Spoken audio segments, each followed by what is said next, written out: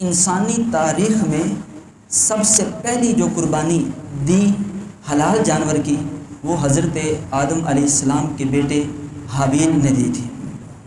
اللہ پاک نے اس واقعے کو سورہ مائدہ کی آیت نمبر 27 کے اندر بیان کیا ہے۔ قرآن میں ہر چیز موجود ہے، بس کمی ہم میں ہے کہ ہم قرآن کو اس طرح پڑھتے نہیں ہیں۔ اللہ پاک قرآن میں فرماتا ہے وَاتْلُ عَلَيْهِمْ نَبَأَ ابْنَيْ آدَمَ بِالْحَقِّ اذ قربا قربانا فتقبل من احدهما ولم يتقبل من الاخر قال لاقتلنك قال انما يتقبل الله من المتقين۔ ترجمہ اس کا یوں ہے، اور انہیں پڑھ کر سناؤ آدم کے دو بیٹوں کی سچی خبر، جب دونوں نے ایک ایک قربانی پیش کی تو ایک کی قبول ہوئی دوسرے کی قبول نہ ہوئی، تو بولا قسم ہے جس کی قبول نہ ہوئی، اس نے قسم کھا کر کہا میں تجھے قتل کر دوں گا، تو جس کو یہ دھمکی دی اس نے کہا اللہ متقین کی ہی قربانی قبول فرماتا ہے۔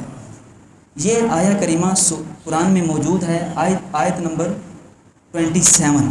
اس آیہ کریمہ کے اندر حضرت آدم علیہ السلام کے دو بیٹوں قابیل اور حابیل کا ذکر موجود ہے۔